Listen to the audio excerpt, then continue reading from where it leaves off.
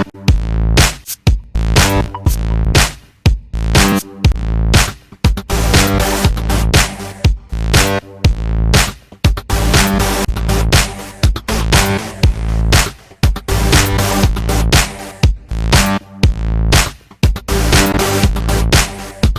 बच्चों, कैसे आप सब। माई सन डॉक्टर डीएन गुप्ता। और जैसे कि पता है बच्चों, इस समय हमारी जो यूनिट चल रही है वो चली यूनिट नंबर 3 और उसका जो फर्स्ट चैप्टर है cell the unit of life, इसके अभी तक हम लोगों ने सिंगल लेक्चर्स लगाया है और ये है हमारा लेक्चर नंबर 2। इस लेक्चर नंबर 2 में हम लोग स्टार्टिंग आज कर रहे हैं राइबोसोम्स एंड इंक्लूजन बॉडीज से। तो चलिए बच्चों, स्टार्ट करते हैं अपने इस ब्यूटीफुल सेशन को और समझते हैं राइबोसोम्स कहाँ मिलते हैं, प्रोकैरियोट्स या यूकैरियोट्स में, और इंक्लूजन बॉडीज क्या है। आपको पता है इंक्लूजन बॉडी से रिलेटेड इस बार नीट में क्वेश्चंस भी आया था। तो राइबोसोम्स के लिए हम बात करें बच्चों, तो प्रोकैरियोट्स में भी आपको राइबोसोम्स देखने को मिलते हैं और यूकैरियोट्स में भी आपको राइबोसोम्स देखने को मिलते हैं। लेकिन अंतर क्या होता है? अगर हम बात करें प्रोकैरियोट्स में, तो प्रोकैरियोट्स में जो राइबोसोम्स हैं उनका जो टाइप होता है बच्चों वो 70S टाइप का होता है, और जो यूकैरियोट्स हैं वहां पर जो राइबोसोम्स का टाइप होता है वो 80S टाइप का होता है।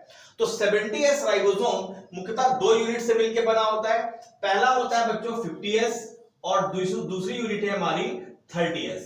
तो 50S और 30S मिलकर क्या बनाते हैं? 70S prokaryotic ribosome.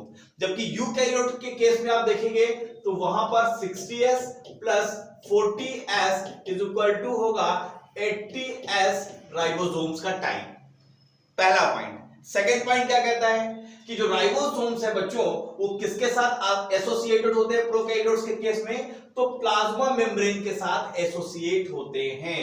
दूसरा, इनका जो साइज है, अगर हम साइज की बात करें प्रोकैरियोट्स में, तो ये 15 नैनोमीटर से 20 नैनोमीटर तक साइज में होते हैं और मुख्यतः दो सब यूनिट्स के बने होते हैं 50S और 30S, जिसको दोनों को मिला के एक फॉर्म जो बनता है उसको हम बोलते हैं 70S। आपको पता है जो राइबोसोम्स है वो क्या है? प्रोटीन बनाने की फैक्ट्री है। तो हम दूसरे शब्दों में कह सकते हैं कि जो राइबोसोम्स है बच्चों वो साइट है प्रोटीन की सिंथेसिस के लिए, मतलब प्रोटीन का निर्माण इन्हीं राइबोसोम्स में होता है। बहुत सारे राइबोसोम्स जब एक सिंगल मैसेंजर आरएनए में अटैच हो जाते हैं तो एक चैन लाइक स्ट्रक्चर बनाते हैं बच्चों, और इस स्ट्रक्चर्स को हम लोग बोलते हैं पॉली, मतलब बहुत सारे राइबोसोम्स या पॉलीसोम्स। कैसे बनता है आपको पता है? जैसे सेल है, सेल के अंदर क्या है? न्यूक्लियस है, न्यूक्लियस के अंदर जेनेटिक मटेरियल है। तो जब डीएनए है, जब डीएनए से मैसेंजर आरएनए बनता है तो ये मैसेंजर आरएनए बाहर आता है, साइटोप्लाज्म में आता है, और यहीं पर ये जो मैसेंजर आरएनए है इसी के ऊपर राइबोसोम्स की ये दो यूनिट इस तरीके से जुड़ जाती हैं। तो अगर एक ही मैसेंजर आरएनए पे कई राइबोसोम्स होते हैं बच्चों, तो इसी स्ट्रक्चर्स को हम बोलते हैं पॉलीसोम या हम इसको बोलते हैं पॉलीराइबोसोम्स। ओके बच्चों, चलिए नेक्स्ट पॉइंट क्या कह रहे हैं? नेक्स्ट पॉइंट की बात जो है वो है इंक्लूजन बॉडी के रेफरेंस में। इंक्लूजन बॉडीज क्या होती है? पहले आपने देखा कि प्रोकैरियोट्स के केस में आपको मेम्ब्रेन बाउंड स्ट्रक्चर्स नहीं मिल रहे थे, माइटोकॉन्ड्रिया नहीं था, आपको यहां पर एंडोप्लाज्मिक रेटिकुलम नहीं था, गोल्गी बॉडीज नहीं थी, वैक्यूल्स नहीं थे। यस, उनमें से राइबोसोम्स क्या है? राइबोसोम्स आपको पता है नॉन मेम्ब्रेन बाउंड स्ट्रक्चर्स होता है। ठीक वैसे भी इंक्लूजन बॉडी भी क्या है? नॉन मेम्ब्रेन बाउंड स्ट्रक्चर है।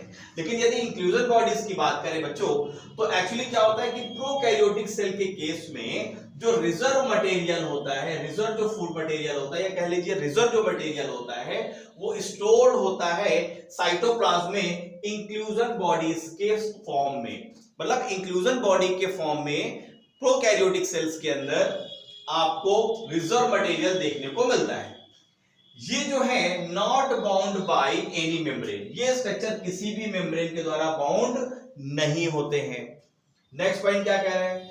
और ये साइटोप्लाज्म में फ्रीली मूवमेंट्स करते रहते हैं।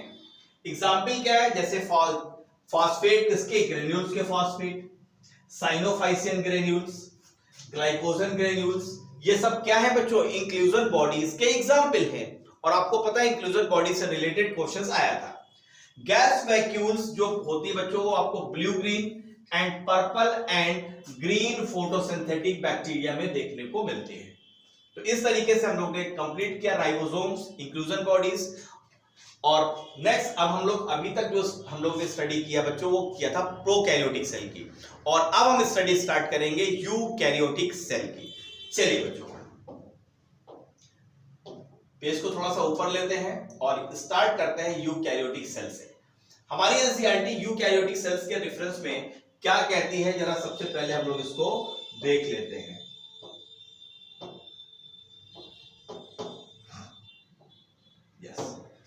यूकैरियोटिक सेल्स के बारे में कहती है कि जो यूकैरियोट्स होते हैं, मतलब यूकैरियोट जो ऑर्गेनिजम्स हैं, वो सभी के सभी प्रोटिस्टा के किंगडम में आते हैं, प्रोटिस्ट हैं। आपको पता है जितने भी ऑर्गेनिज्म इस दुनिया में है, हम लोगों ने उसको 5 किंगडम में डिवाइड किया है आर.एच. विटाकर ने।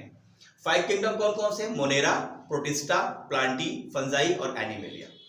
तो जो मोनेरा है वो ग्रुप तो आता है प्रोकैरियोट्स में, और यूकैरियोट्स कहां से स्टार्ट होते हैं? प्रोटिस्ट से। तो वही पॉइंट लिखा हुआ है कि eukaryotes include all the protist. इसमें सभी आपके प्लांट्स आते हैं, सभी आपके एनिमल्स आते हैं, और सभी तरीके की फंगी इसमें इंक्लूड होती हैं यूकैरियोटिक सेल में। अगर हम बात करें कि यूकैरियोटिक सेल्स में आपको यहां पर एक एक्सटेंसिव कंपार्टमेंटाइजेशन होता है cytoplasm through the presence of membrane bound organelles, और इन्हीं यूकैरियोटिक सेल्स के अंदर आपको मेम्ब्रेन बाउंड स्ट्रक्चर्स मिलते हैं, चाहे बात उसकी न्यूक्लियस की हो, या बात माइटोकॉन्ड्रिया की हो, या बात वैक्यूल्स की हो, या एंडोप्लाज्मिक रेटिकुलम की हो, या गोल्गी कॉम्प्लेक्स की हो। सभी मेम्ब्रेन बाउंड जो सेल ऑर्गेनल्स हैं वो यूकैरियोटिक सेल्स के अंदर देखने को मिलते हैं, जो प्रोकैरियोटिक सेल में नहीं थे। अगर हम बात करें तो यूकैरियोटिक सेल्स के बारे में क्या कह रहा है कि इसमें एक ऑर्गेनाइज्ड न्यूक्लियस देखने को मिलता है, जबकि प्रोकैरियोट के केस में अनऑर्गेनाइज्ड न्यूक्लियस था, वहां पर न्यूक्लियर एनवेलप एब्सेंट थी, लेकिन यहां पर न्यूक्लियस प्रॉपर तरीके से ऑर्गेनाइज्ड है। कहां पर? न्यूक्लियर एनवेलप के अंदर। इसके अलावा यूकैरियोटिक सेल्स में आपको एक वैरायटी मिलेगी। किसकी वैरायटी मिलेगी? कॉम्प्लेक्स लोकोमोटरी की, एंड साइटोस्केलेटन भी आपको देखने को मिलेंगे। साइटोस्केलेटन वो स्ट्रक्चर है जो प्रॉपर सेल को प्रॉपर शेप देता है, पर्टिकुलर सेल ऑर्गेनल्स को अपनी जगह बनाए रखता है। नेक्स्ट पॉइंट की अगर हम बात करें, यूकैरियोटिक सेल में जो जेनेटिक मटेरियल होता है बच्चों वो ऑर्गेनाइज्ड होता है क्रोमोसोम्स के फॉर्म पे। लेकिन आपको पता है क्रोमोसोम कब दिखते हैं? जब सेल डिवाइड करती है। इसके पहले यूकैरियोटिक सेल्स के अंदर जो न्यूक्लियस है, यहां पर जो हमारा जेनेटिक मटेरियल है वो इस तरीके से थ्रेड के फॉर्म में पड़ा रहता है, और इस थ्रेड को हम बच्चों बोलते हैं क्रोमेटिन। क्या बोलते हैं इसको? हम बोलते हैं क्रोमेटिन। और जब सेल को डिवाइड होने होता है, मतलब जब कैरियोकाइनेसिस होगी, तो वहां पर क्या होगा कि ये जो क्रोमेटिन है ये कंडेंस हो जाएंगे और क्रोमोसोम में बच्चों ये बदल जाएंगे। यस, तो क्रोमोसोम्स क्या है? क्रोमोसोम आपको कब मिलेंगे? जब सेल डिवाइड कर रही होगी। नेक्स्ट पॉइंट क्या कह रहा है? जितने भी यूकैरियोटिक सेल्स हैं वो एक जैसे नहीं होते हैं। प्लांट और एनिमल सेल्स की बात करें तो डिफरेंट होते हैं। किस पे डिफरेंट होते हैं? कि प्लांट में तो आपको सेल वॉल मिलेगा, यस, आपको यहां पर प्लास्टिड्स प्लांट के सेल में मिलेगा, large central vacuole plant cell में मिलेगा, लेकिन एनिमल सेल में सेल वॉल, प्लास्टिड और लार्ज सेंट्रल वैक्यूल ये सभी तीनों एब्सेंट होते हैं, which are absent in animal cell। दूसरी तरफ अगर आप देखें तो जो एनिमल सेल्स में आपको सेंट्रियोल्स मिलती है। क्या मिलती है? सेंट्रियोल्स मिलती है, जो कि आपको सभी आल प्लांट में एब्सेंट मिलेगी। ठीक है, तो सेंट्रियोल बहुत इंपॉर्टेंट सेल ऑर्गेनल्स है जो आपको कहां देखने को मिलता है? सिर्फ एनिमल सेल में। और आपको पता है इसका रोल कहां पर होता है? स्पिंडल फाइबर्स को बनाने में, ड्यूरिंग जब हमारी माइटोसिस प्रोसेस होती है सेल के अंदर। चलिए नेक्स्ट पॉइंट की ओर बढ़ते हैं। अब बच्चों प्रॉपर जो एक स्ट्रक्चर्स दिया गया है सेल का हमारे एनसीईआरटी में, और जो चीजें यहां पर दिखाई गई हैं, जरा इन सारे स्ट्रक्चर्स को हम लोग समझ लेते हैं। क्या स्ट्रक्चर्स कह रहा है? देखो सबसे ऊपर अगर हम बात करेंगे बच्चों, तो यहां पर एक स्ट्रक्चर आप देख के समझ पाएंगे कि ये प्लांट सेल है कि एनिमल सेल है। तो सबसे इंपॉर्टेंट चीज क्या है कि जिस सेल के स्ट्रक्चर में आपको सेल वॉल मिलेगी, उससे आप पहचान पाएंगे कि यस ये जो सेल है वो प्लांट सेल है। दूसरा अगर आप यहां पर देखें तो यहां पर वैक्यूल आपको मिल रही है, सेंट्रल वैक्यूल आपको मिल रही है, ये बता रहा है कि ये पर्टिकुलर सेल क्या है? ये प्लांट सेल है। अब देखो यहां पर वेल ऑर्गेनाइज्ड न्यूक्लियस है, न्यूक्लियस के अंदर न्यूक्लियोलस है, ये आपको मिल रहे हैं गोल्गी एप्रोटस, ये है न्यूक्लियर एनवेलप, ऊपर देख रहे हैं न्यूक्लियस को जो सराउंड कर रही है, और ये जो है सबसे ऊपर है सेल वॉल, सेल वॉल के नीचे क्या है बच्चों, प्लाज्मा मेम्ब्रेन है। ओके, माइटोकॉन्ड्रिया आपको पता है पावर हाउस ऑफ सेल इसको बोलते हैं। ये राइबोसोम्स हैं। अब चूंकि ये यूकैरियोटिक सेल है तो इसमें राइबोसोम्स कैसे होंगे, 70s या 80s? यस, यहां पर राइबोसोम्स होंगे बच्चों 80s टाइप के। नेक्स्ट आप देखिए यहां पर क्लोरोप्लास्ट है, क्लोरोप्लास्ट का मतलब क्या है, ये प्लांट सेल है। साइटोप्लाज्म है, यस, जो प्लांट सेल एनिमल दोनों में होगा, और ये है पैराक्सिसोम्स, ये है आपका माइक्रोट्यूब्यूल्स है, माइक्रोट्यूब्यूल्स के बारे में हम लोग स्टडी करेंगे, और ये है प्लाज्मोडेस्माटा जिसके द्वारा सेल टू सेल आपस में कनेक्ट होती है। लाइसोसोम, इसको हम सुसाइड बैग बोलते हैं। यह है स्मूथ एंडोप्लाज्मिक रेटिकुलम, और दो तरीके के एंडोप्लाज्मिक रेटिकुलम होती है, एक रफ और स्मूथ। तो स्मूथ वाले में आप देखो यहाँ पर राइबोसोम्स नहीं है, लेकिन यहाँ पर देखिए एंडोप्लाज्मिक रेटिकुलम के ऊपर राइबोसोम्स लगे हैं, इसलिए हम इसको बोलते हैं रफ एंडोप्लाज्मिक रेटिकुलम। तो प्रॉपर बच्चों ये टिपिकल प्लांट का डायग्रामेटिक रिप्रेजेंटेशन है एक प्लांट सेल का। और अब हम बात कर लेते हैं एनिमल सेल की। देख लेते हैं एनिमल सेल का जो स्ट्रक्चर्स दिया है वो किस तरीके का है। देखिए सबसे पहले एनिमल सेल के केस में आप देखिए आपको क्या क्या मिल रहा है। पहला सबसे इंपॉर्टेंट क्या है कि यहां पर सेल वॉल एब्सेंट है, यहां पर सेंट्रल वैक्यूल्स नहीं है, दूसरा सेल वॉल नहीं है। इससे हम ये पहचान पाएंगे कि ये पर्टिकुलर सेल किसकी है, एनिमल सेल की है। कैसी सेल है बच्चों, ये एनिमल सेल है, ये हमारी है एनिमल सेल। चलिए एनिमल सेल में देखिए क्या क्या दिख रहा है आपको। सबसे ऊपर क्या मिल रहा है, प्लाज्मा मेम्ब्रेन मिल रहा है जिसको हम सेल मेम्ब्रेन भी बोलते हैं। यह आपका सेंट्रियोल मिल रहा है, आपको पता है सेंट्रियोल आपको सिर्फ एनिमल सेल में देखने को मिलता है। यह सेंट्रियोल कहां पर, प्लांट सेल में एब्सेंट होता है। पैराक्सिसोम्स हैं जो है आपको प्लांट सेल में भी मिले, लाइसोसोम्स हैं, राइबोसोम्स हैं, माइटोकॉन्ड्रिया है, रफ एंडोप्लाज्मिक रेटिकुलम है, साइटोप्लाज्म है। इन सभी सेल ऑर्गेनल्स के बारे में बहुत ऑर्गेनाइज तरीके से हम लोग प्रॉपर तरीके से स्टडी करेंगे। यहाँ पर देखो न्यूक्लियस के अंदर क्या है, न्यूक्लियोलस है, फिर न्यूक्लियर एनवेलप है, फिर स्मूथ एंडोप्लाज्मिक रेटिकुलम है। तो ये सारे स्ट्रक्चर्स एनिमल सेल के रेफरेंस में दिखाए गए हैं। चलिए बच्चों थोड़ा सा आगे बढ़ते हैं और चीजों को थोड़ा सा और एक्सप्लेन करते हैं जो हमारी एनसीईआरटी में दी गई है। चलिए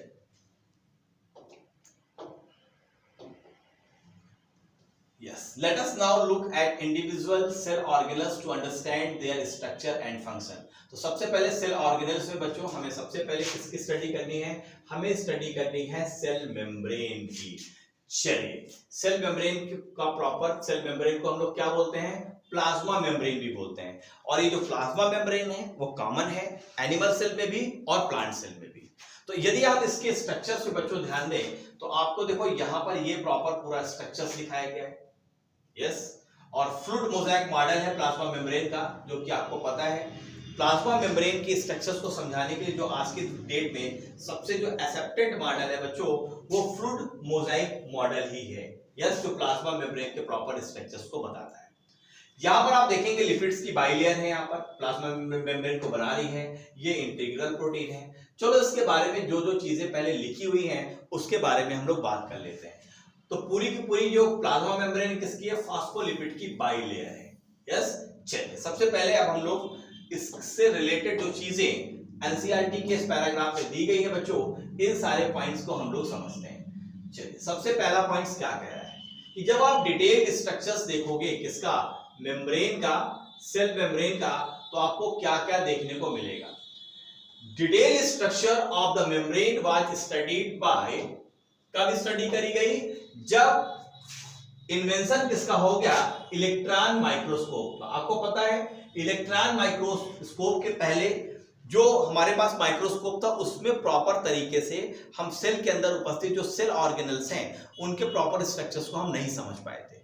लेकिन जब इलेक्ट्रॉन माइक्रोस्कोप आया तो प्रॉपर तरीके से स्ट्रक्चर्स को हम समझ पाए। कब हमने सेल मेम्ब्रेन के स्ट्रक्चर को समझा, जब इलेक्ट्रॉन माइक्रोस्कोप का इन्वेंशन हो गया 1950 में। इसी दौरान क्या हुआ, जो केमिकल स्टडी थी सेल मेम्ब्रेन की, मतलब सेल मेम्ब्रेन किन केमिकल से मिलकर बनी, अगर इसकी स्टडी की बात करें स्पेशली ह्यूमंस के रेड ब्लड सेल्स में, आरबीसी का जो रेड ब्लड सेल्स होता है उसका अगर हम प्लाज्मा मेम्ब्रेन या सेल मेम्ब्रेन की बात करें तो वो किस तरीके के उसमें केमिकल्स हैं, इसको पता लगाने के लिए हमने आरबीसी के सेल मेम्ब्रेन की प्रॉपर स्टडी करी और इससे हम इनेबल हो पाए और possible structure of plasma membrane का हम बता पाए कि यस कि ये प्लाज्मा मेम्ब्रेन का प्रॉपर स्ट्रक्चर कैसा बना है, इसमें कौन कौन से केमिकल हैं। तो अगर आपसे क्वेश्चन पूछा जाए कि सबसे पहले वो कौन सी एनिमल सेल थी जिसमें प्लाज्मा मेम्ब्रेन के स्ट्रक्चर्स को हम लोग ने इलेक्ट्रॉन माइक्रोस्कोप के की मदद से प्रॉपर एक्सप्लेन किया है, तो वो हमारी सेल है आरबीसी।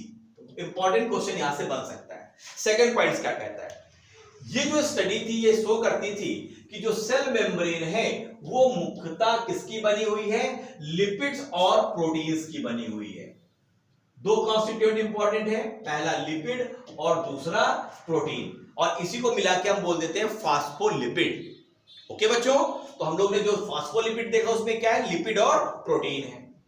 जो मेजर लिपिड्स हैं, मुख्यतः जो लिपिड्स इसमें होते हैं बच्चों वो होते हैं फास्फोलिपिड्स, जो कि अरेंज्ड होते हैं किसमें, बाइलेयर में, मतलब दो लेयर आपको देखने को मिलेगी फास्फोलिपिड्स की। इसके अलावा अगर हम लिपिड्स की बात करें तो लिपिड्स भी अरेंज होता है मेम्ब्रेन के अंदर विद द पोलर हेड। इसका जो पोलर हेड होगा वो आउटर साइड होगा और जो हाइड्रोफोबिक टेल्स होगा बच्चों वो होगा अंदर की तरफ। ठीक है, एक होता है हाइड्रोफोबिक और एक होता है हाइड्रोफिलिक। क्लियर है बच्चों? तो यहां पर आपने क्या देखा कि जो अगर हम बात करें हाइड्रोफोबिक जो टेल्स है वो कहां की ओर है, अंदर की तरफ है, जबकि जो पोलर हेड है वो कहां पर है, बाहर की तरफ है। ये इंश्योर कहता है कि जो नॉन पोलर टेल है, non polar tail of saturated hydrocarbon वो प्रोटेक्टेड होते हैं फ्रॉम द एक्वस इन्वायरमेंट्स, मतलब जो वाटर वाला इन्वायरमेंट्स है उससे अपने आप को प्रोटेक्ट कर पाते हैं। इसके अलावा जो फास्फोलिपिड्स की जो मेम्ब्रेन है इसमें आपको कोलेस्ट्रॉल भी देखने को मिलता है। यस, इंपॉर्टेंट पॉइंट है। क्या देखने को मिलेगा, कोलेस्ट्रॉल देखने को मिलेगा। बाद में जो बायोकेमिकल इन्वेस्टिगेशन हुए उसमें हम ये क्लियरली रिवील्ड कर पाए कि जो सेल मेम्ब्रेन्स होती है बच्चों उसमें आपको प्रोटीन और कार्बोहाइड्रेट्स भी देखने को मिलते हैं, मतलब प्रोटीन के साथ कार्बोहाइड्रेट भी देखने को मिलेंगे। जो रेशियो होता है प्रोटीन और लिपिड्स का वो अलग अलग होता है डिफरेंट सेल मेम्ब्रेन में, डिफरेंट सेल के। ह्यूमंस की अगर हम बात करें तो जो मेम्ब्रेन होती है बच्चों एरिथ्रोसाइट्स की, एरिथ्रोसाइट्स का मतलब आरबीसी सेल्स की, हैज अप्रोक्सीमेटली 52% इसमें प्रोटीन होता है और 40% इसमें लिपिड होता है। तो 52% क्या है, इसमें प्रोटीन है और 40% इसमें लिपिड है। चलिए पैराग्राफ को थोड़ा सा ऊपर करते हैं, क्या कह रहा है। अगर हम बात करें, जरा इस स्ट्रक्चर को छोटा सा कर लेते हैं, अब हम यहां पर इसको समझते हैं। यहां पर proper Depending on the ease of extraction, membrane protein can be classified as integral and peripheral protein. अगर हम बात करें कि क्या प्लाज्मा मेम्ब्रेन में उपस्थित प्रोटीन को हम बाहर निकाल सकते हैं, एक्सट्रैक्शंस के आधार पर जो मेम्ब्रेन प्रोटीन है हम इसको दो पार्ट में डिवाइड करते हैं, एक इंटीग्रल और एक होती है पेरिफेरल प्रोटीन। अगर हम बात करें बच्चों पेरिफेरल प्रोटीन की तो ये कहां पड़ी होती है, ये पड़ी होती है मेम्ब्रेन के सरफेस में, जबकि जो इंटीग्रल प्रोटीन है वो पार्शियली मतलब आंशिक रूप से या पूरी तरीके से कहां पर मेम्ब्रेन में धसी होती है। देखो ये है हमारी पेरिफेरल प्रोटीन, यस, और जो बाहर की तरफ है मेम्ब्रेन में, और जो इंटीग्रल प्रोटीन है आप देखो ये यहां पर प्रॉपर तरीके से एम्बेडेड है। ये पूरी तरह से एम्बेडेड नहीं है, आंशिक रूप से एम्बेडेड है, क्योंकि इसका एक पार्ट इधर है, थोड़ा सा पार्ट इधर बाहर निकला हुआ है। तो इस तरीके से आप देखिए, और जैसे कि हमने बोला कि फास्फोलिपिड की बाई लेयर होती है वो प्रॉपर आप यहाँ पर दो स्ट्रक्चर्स देख रहे हैं। ठीक है, एक है हेड और एक है टेल। तो टेल क्या है, अंदर की ओर है, और हेड क्या है, बाहर की ओर है। तो इस प्रॉपर स्ट्रक्चर्स को आपको समझना है। और देखो सबसे इंपॉर्टेंट चीज क्या है कि इसमें कोलेस्ट्रॉल भी आपको मिल रहा है। तो आप देखिए प्लाज्मा मेम्ब्रेन में आपको क्या क्या मिला, कोलेस्ट्रॉल मिला, लिपिड्स मिला, प्रोटीन मिला, और इवन कहीं कहीं पर आपको कार्बोहाइड्रेट भी देखने को मिलता है। प्रोटीन दो तरीके की है, एक है इंटीग्रल प्रोटीन और दूसरी है पेरिफेरल प्रोटीन। चलिए इस तरीके से हम लोग ने सेल मेम्ब्रेन के प्रॉपर स्ट्रक्चर्स को समझा। चलिए थोड़ा सा और आगे बढ़ते हैं और थोड़ी सी बात हम लोग कर लेते हैं सेल मेम्ब्रेन के रेफरेंस में क्या कह रहा है। अगर हम एक इंप्रूव मॉडल की बात करें जिसमें सेल मेम्ब्रेन के प्रॉपर स्ट्रक्चर्स को समझाया गया है बच्चों, सेल मेम्ब्रेन के स्ट्रक्चर को जिसमें समझाया गया है, इसमें क्या बता रहा है, कह रहा है कि improve model of the structure of the cell membrane was proposed by था सिंगर एंड निकोलसन। आपको पता है क्वेश्चंस कई बार पूछा गया है और 1972 में सिंगर एंड निकोलसन ने सेल मेम्ब्रेन को समझने के लिए, समझाने के लिए जो एक प्रॉपर मॉडल दिया, जिस मॉडल का नाम है फ्लूइड मोज़ेक मॉडल। ये मॉडल आज की डेट में सबसे एक्सेप्टेड मॉडल है जो सेल मेम्ब्रेन के प्रॉपर स्ट्रक्चर को समझाने में पूरी तरह से सक्षम है। इस मॉडल के साथ उन्होंने कहा कि जो क्वासी फ्लूइड नेचर होता है किसका, लिपिड का, ये इसको इनेबल करती है कि इसमें प्रोटीन का लैटरल मूवमेंट हो पाए with in the overall bilayer, पूरी बाइलेयर के दौरान। ये जो एबिलिटी होती है मूव करने की मेम्ब्रेन के अंदर, उससे हम पता लगा पाते हैं कि पर्टिकुलर मेम्ब्रेन की फ्लूइडिटी कितनी है। जो फ्लूइड नेचर होता है मेम्ब्रेन का वो भी बहुत इंपॉर्टेंट होता है from the point of view of function. भाई अगर इसकी बहुत अच्छी फंक्शनिंग है सेल मेम्ब्रेन की, इसका मतलब उसका जो नेचर है वो फ्लूइडिटी वाला नेचर है। यस, जैसे अगर हम बात करें सेल ग्रोथ की, फॉर्मेशन ऑफ इंटरसेलुलर जंक्शंस की, सिक्रीशन की, एंडोसाइटोसिस की और सेल डिवीजन की, इसमें ये जो फ्लूइडिटी वाला नेचर है सेल मेम्ब्रेन का वो सबसे इंपॉर्टेंट रोल प्ले करता है। अगर सेल मेम्ब्रेन की फ्लूइडिटी बहुत अच्छी नहीं होती बच्चों तो सेल ग्रोथ में प्रॉब्लम होती, इंटरसेलुलर जंक्शन बनने में प्रॉब्लम होती, सिक्रीशन में प्रॉब्लम होती, एंडोसाइटोसिस में प्रॉब्लम होती और सेल डिवीजन में भी दिक्कत होती। लेकिन सेल मेम्ब्रेन की चूंकि जो नेचर है वो फ्लूइडिटी का है, इसकी वजह से प्रॉपर तरीके से फंक्शंस होते हैं। मतलब सेल मेम्ब्रेन्स के द्वारा कुछ ऐसे जो सिलेक्टिव पार्टिकल्स हैं वो मूवमेंट्स करते हैं, बाहर से अंदर आते हैं, अंदर से बाहर जाते हैं। सेकेंड, सेल की प्रॉपर ग्रोथ हो पाती है, इंटरसेलुलर जंक्शन बन पाते हैं, सिक्रीशन प्रॉपर सेल कर पाती है, क्योंकि सेल से अगर सेल के अंदर कोई चीज बनी है तो बाहर निकलने के लिए इस सेल मेम्ब्रेन का फ्लूइड होना जरूरी है, इससे कुछ चीजें इसको ट्रांसपोर्ट इसके द्वारा यहां से बाहर जा पाए। दूसरी तरफ अगर हम बात करें सेल मेम्ब्रेन के दूसरे कुछ फंक्शंस की बच्चों, तो क्या कह रहा है, कह रहा है कि अगर आप देखो कि सबसे इनमें से जो सबसे इंपॉर्टेंट फंक्शन है किसका, प्लाज्मा मेम्ब्रेन का, वो क्या है, वो मॉलिक्यूल्स का ट्रांसपोर्ट है, ट्रांसपोर्ट ऑफ द मॉलिक्यूल्स है। जो प्लाज्मा मेम्ब्रेन के थ्रू, अगर ये प्लाज्मा मेम्ब्रेन के थ्रू है तो अंदर से बाहर जाना और बाहर से अंदर जाना, ये फंक्शन सबसे इंपॉर्टेंट है। अगर हम बात करें तो जो मेम्ब्रेन होता है बच्चों ये सिलेक्टिवली परमिएबल है। सिलेक्टिवली परमिएबल का मतलब कि हर कोई ऐसा नहीं कि कोई भी अंदर जाएगा कोई भी अंदर से बाहर चला जाएगा, कुछ सिलेक्टिव मॉलिक्यूल्स ही अंदर जा पाएंगे और अंदर से बाहर जा पाएंगे। इसलिए जो प्लाज्मा मेम्ब्रेन होती है बच्चों वो सिलेक्टिवली परमिएबल होती है, लेकिन सेल वॉल के केस में ऐसा नहीं होता है। तो ये सिलेक्टिवली परमिएबल है। इससे क्या मतलब है कि कुछ मॉलिक्यूल प्रेजेंट होते हैं आइदर साइड ऑफ इट, इसके दोनों तरफ आपको कुछ मॉलिक्यूल प्रेजेंट आपको मिलेंगे। बहुत सारे मॉलिक्यूल्स ये मूव कर सकते हैं ब्रीफली इस अक्रॉस द मेम्ब्रेन के through without any requirement of energy and this is called passive transport. मतलब जो हमारी प्लाज्मा मेम्ब्रेन है, प्लाज्मा मेम्ब्रेन के थ्रू मॉलिक्यूल को अगर पास करना है तो उसमें एनर्जी की जरूरत नहीं है, और जिस भी ट्रांसपोर्ट में एनर्जी की जरूरत नहीं होती उसको हम बोलते हैं पैसिव ट्रांसपोर्ट, और जिसमें एनर्जी की जरूरत होती है उसको बोलते हैं एक्टिव ट्रांसपोर्ट। तो पैसिव ट्रांसपोर्ट प्रॉपर तरीके से प्लाज्मा मेम्ब्रेन में आपको देखने को मिलेगा। अगर हम बात करें तो जो न्यूट्रल सॉल्यूट्स होता है, न्यूट्रल सॉल्यूट्स की अगर हम बात करें तो ये बहुत आसानी से प्लाज्मा मेम्ब्रेन के थ्रू मूव कर सकता है। यस, और इस प्रोसेस को हम बोलेंगे सिंपल डिफ्यूजन। क्या बोलते हैं बच्चों, उसको सिंपल डिफ्यूजन बोलते हैं। अलोंग द कंसंट्रेशन ग्रेडियंट, मतलब ज्यादा से कम की ओर मूवमेंट जो होता है इसको बोलते हैं कंसंट्रेशन ग्रेडियंट। ग्रेडियंट का मतलब होता है डिफरेंस, एक तरफ ज्यादा कंसंट्रेशन होगा दूसरी तरफ कम होगा, तो ज्यादा से कम की ओर मूवमेंट हो जाएगा, और इसको हम क्या बोलेंगे, इसको बोलेंगे सिंपल डिफ्यूजन। इसका मतलब क्या है कि हायर कंसंट्रेशन ग्रेडियंट से लोअर कंसंट्रेशन ग्रेडियंट की ओर मूवमेंट्स। इसके अलावा अगर हम बात करें वाटर के रेफरेंस में, तो वाटर भी मूव कर जाता है बच्चों इस मेम्ब्रेन के थ्रू फ्रॉम हायर से लोअर कंसंट्रेशन की ओर। मान लीजिए तो अगर ये सेल है और सेल के बाहर ये वाटर है, तो वाटर का अगर यहाँ पर परसेंटेज ज्यादा है, यहाँ पर कम है, तो वाटर आसानी से मूव कर जाएगा इस प्लाज्मा मेम्ब्रेन के थ्रू। चलिए थोड़ा सा आगे बढ़ते हैं और पॉइंट्स क्या कह रहा है इसको समझते हैं। जो मूवमेंट होता है वाटर का इस डिफ्यूजन प्रोसेस के द्वारा बच्चों, इसे ही हम जानते हैं किसके नाम से, इसको ही हम बोलते हैं ऑस्मोसिस। तो जैसे कि आपको पता है जो पोलर मॉलिक्यूल्स हैं वो पास नहीं करा पाते, as the polar molecule can not pass through the non polar lipid bilayer. अब चूंकि जो प्लाज्मा मेम्ब्रेन कैसी हो, नॉन पोलर है, इसलिए आपको पता है यहां पर जो पोलर मॉलिक्यूल्स है वो इसके थ्रू पास नहीं हो सकते, क्योंकि जो लिपिड बाइलेयर है वो कैसी है, नॉन पोलर है। इसलिए उनको रिक्वायर होता है कैरियर प्रोटीन की, जिसके थ्रू ये बाहर से अंदर आएंगे या अंदर से बाहर जाएंगे।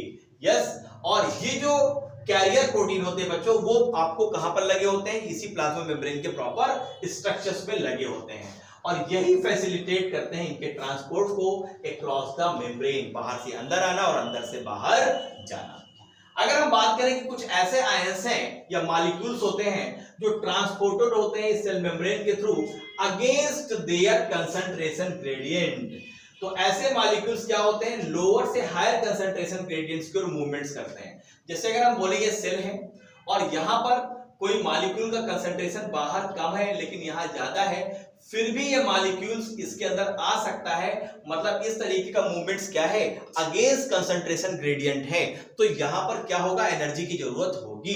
तो अगर हम बात करें तो ऐसे ट्रांसपोर्ट में एनर्जी डिपेंडेंट ट्रांसपोर्ट होते हैं जिसमें एटीपी की रिक्वायरमेंट होती है बच्चों, तो इस तरीके का ट्रांसपोर्ट भी आपको देखने को मिलेगा और इसको बोलते हैं एक्टिव ट्रांसपोर्ट। और उन आयंस का एग्जांपल है सोडियम और पोटेशियम, और यही यहां पर सोडियम और पोटेशियम पंप लगे होते हैं जो अगेंस्ट कंसंट्रेशन ग्रेडियंट्स काम करते हैं और इसमें एटीपी की रिक्वायरमेंट्स होती है। तो इंपॉर्टेंट फैक्ट्स हम लोग ने क्या देखा कि सेल मेम्ब्रेन के केस में जो ट्रांसपोर्ट है वो एक्टिव भी हो सकता है और पैसिव भी हो सकता है। ओके बच्चों, एक्टिव के केस में एनर्जी लग रही है, जैसे कुछ मॉलिक्यूल्स जैसे सोडियम है, पोटेशियम है, तो प्रॉपर यहां पर पंप लगे होते हैं प्लाज्मा मेम्ब्रेन में और अगेंस्ट कंसंट्रेशन ग्रेडियंट वहां पर फंक्शनिंग होती है। चलिए बच्चों, अब हम बात करेंगे किसकी, अब हम बात करेंगे सेल वॉल की। आप जानते हैं कि सेल वॉल क्या है, कैरेक्टरिस्टिक्स फीचर होता है किसका, प्लांट सेल का।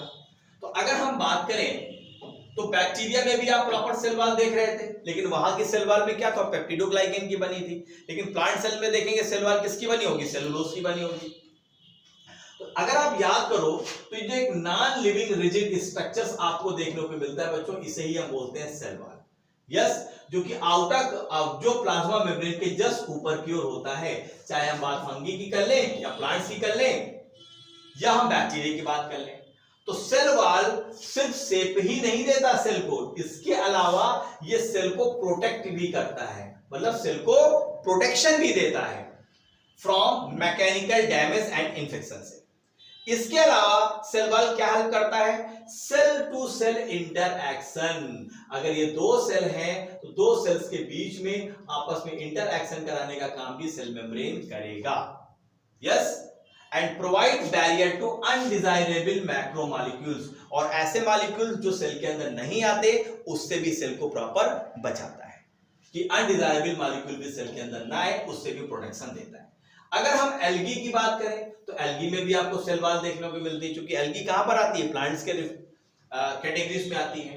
तो इसकी जो सेल वॉल है बच्चों वो बनी होती है सेलुलोज की, गैलेक्टेंस की और मैनस की, और इसमें कुछ मिनरल्स भी देखने को मिलते हैं जैसे कैल्शियम कार्बोनेट, जबकि दूसरे प्लांट्स में ये जो बनी होती है वो बनी होती है सेलुलोज, हेमीसेलुलोज, पैक्टिन और प्रोटीन की। तो अगर आप एल्गी और दूसरे प्लांट सेल्स की सेल वॉल की बात करेंगे तो जहां एल्गी की जो सेल वॉल है वो किसकी बनी हुई है बच्चों, इसमें सेलुलोज भी है, गैलेक्टेंस भी है, मैनस भी है, मिनरल्स भी है जैसे कैल्शियम कार्बोनेट, जबकि दूसरे प्लांट्स में ये सेल वॉल किसकी बनी हुई है, सेलुलोज की, हेमीसेलुलोज की, पैक्टिन्स की और प्रोटीन्स की। बच्चों जब सेल वॉल किसी प्लांट सेल की आप देखेंगे जो अभी यंग प्लांट सेल अभी मान लो डिवाइड हुआ है, एक सेल से 2 सेल बनी है, तो उसमें जो यंग सेल वॉल होगी उसको बच्चों हम बोलते हैं प्राइमरी वॉल। और ये प्राइमरी वॉल कैपेबल होती है, इसमें प्रॉपर ग्रोथ भी होती है, जो कि धीरे धीरे इसकी ये जो प्रॉपर्टी है वो कम होती जाती है, और जैसे जैसे सेल मैच्योर होती है कौन सी बन जाती है, प्राइमरी से सेकेंडरी वॉल बन जाती है। और ये पूरी तरीके से कैसी होती है, ये formed on the inner towards membrane side of the cell. जैसे मान लो सपोज दैट ये मान लो यंग सेल है, तो यंग सेल का जो सेल वॉल है अभी इसको हम बोलेंगे प्राइमरी सेल वॉल। लेकिन क्या होगा, धीरे धीरे क्या होगा, इसकी जो ग्रोथ करने की जो कैपेसिटी वो धीरे धीरे कम होती जाएगी, और अंदर की ओर ये और मोटी होती चली जाएगी बच्चों। तो जो अंदर की ओर ये मोटी हो रही है इसी को हम बोलेंगे सेकेंडरी सेल वॉल। और ये जो सेकेंडरी सेल वॉल है ये जस्ट प्लाज्मा मेम्ब्रेन के ऊपर होती है, तो अंदर की तरफ प्लाज्मा मेम्ब्रेन से जस्ट ऊपर की ओर ये डिपॉजिट होना स्टार्ट करती है, बनना स्टार्ट करती है towards the membrane side of the cell.